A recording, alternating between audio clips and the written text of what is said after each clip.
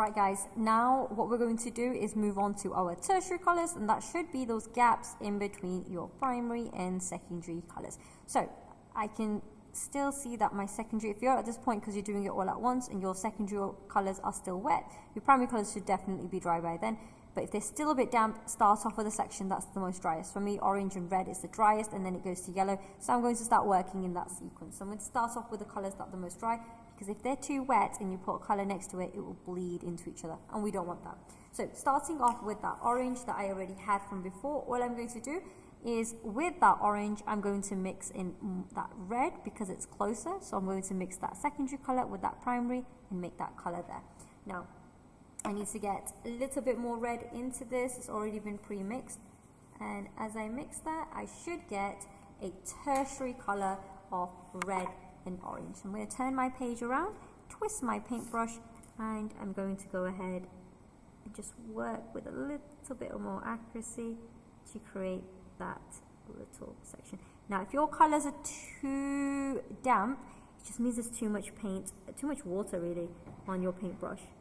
So I would suggest you take some of that out and push what you already have as much on your page so far.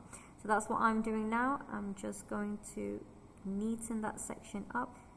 I'm going to push that orange down, that ready orange, and I'm going to stop, wash my paintbrush, tap it dry, really take out as much water. We don't want too much water here, and I'm just going to go ahead and spread that colour down, just like so. Now we are not just doing 3 colours here in this section like we did with our primary, 3 primary, or even with our 3 secondary. We're actually going to do 6 tertiary colours, which means we really play around with all the secondary colours and mixing it with a different primary colour each time. So I'm going to revisit that orange, and what I'm going to do to that orange now is just mix more yellow into it. So I'm going to spend some time really soaking in that yellow because I need this to get very, very light. And instead of me mixing into the whole of that section, I'm just going to mix it in one little section here. And now with that colour, it's bright, but it needs to be a little bit lighter. So all I'm going to do is mix a little bit more yellow. Get a little bit more water in here. Mix that yellow.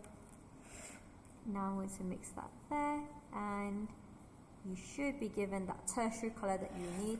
And I'm going to work on this colour here. So as I'm doing that, I'm just going to move my palette in front. Just make sure you take a little bit of that water out of your paintbrush, otherwise it's too liquidy and it starts to spread all over it. And it doesn't matter how well you're holding your paintbrush, there's just too much water sometimes on your brush, in your bristles. So I'm just going to go ahead and add that on, and then I'm going to stop like so.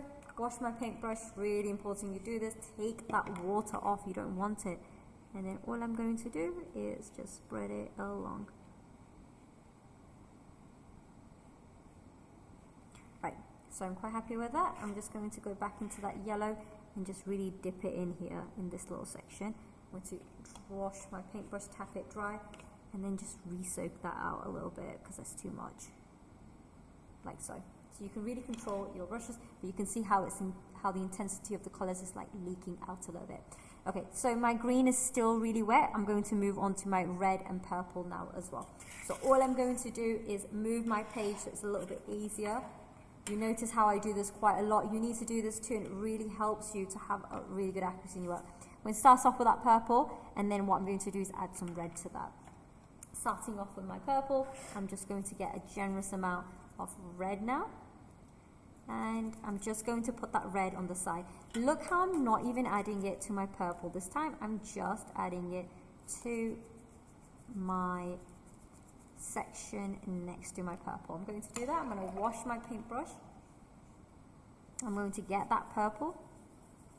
I'm going to mix it in with that. Just like so.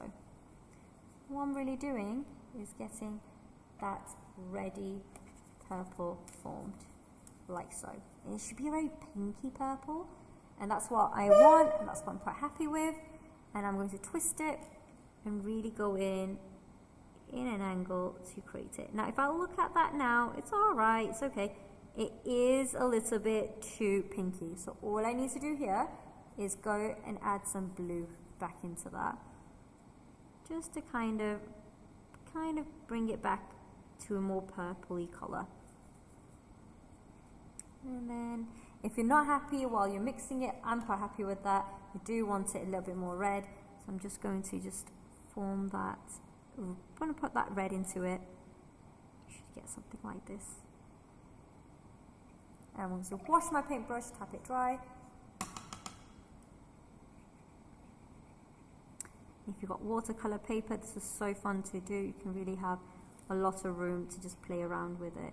If you don't have watercolor paper, doesn't matter. All I suggest you do is work a little bit fast. It shouldn't be too stressful. You can have as many goes as you like, but just to work a little bit fast because the paper just can't absorb that much water at once. So it'll just start to kind of fray and break apart. Now I'm done with that. I'm going to do the same thing, mix that red back in because I've lost all that purple now. So I'm going to mix that red back in and then go in now with a lot of blue. And I've got that purple back, which is the one I've got here. That purple's quite matching. All I'm going to do now is add a generous amount of blue. And that's all. There you go, and that's exactly the color I want. If you're not sure, and it's okay if you change your mind, just going to add that here. I like it. It's a little bit lighter than I would like. All I'm going to do now is just mix a little bit more blue. There you go. That's perfect. And you see how even though I'm doing this all at once, my colors are slowly drying, which is great, which is what we want. I'm going to wash it off my paintbrush here. Wash that color off. I don't want any more of that tertiary bluey purple. And then with a clean paintbrush with only a little bit of water on it, which was just enough to keep the paintbrush damp, just going to spread that along. And then I'm going to go back in and just drop that tertiary purple blue, just like so. Push that color back because I don't want it all the way to the edge. Wash my paintbrush and just kind of neaten this line up here. Perfect. And now I'm going to turn it around and start working on this tertiary greeny blue, which is perfect because my color is still there and it's still wet. What I'm going to do is just mix more blue, which I was already doing for this tertiary bluey purple. I'm going to mix this blue to the side, lots of it. Do you want a lot of this? And I'm just going to wash my paintbrush, take a little bit of that green and mix it in here. And then if you want to test that out, test it out. I can already tell looking at it, I need to add a little bit more blue. And that's okay, you will be eyeballing some stuff. Just going to steal some of that green back in. And then I'm going to twist it, put it back in, and if I look at it now, it doesn't look any different to that blue, not too different. So I'm going to mix a little bit more of that in now, that green, and I should be given, there you go, a tertiary bluey green, which I'm quite happy with. I'm just going to push it all the way down, going to wash my paintbrush, take that colour off.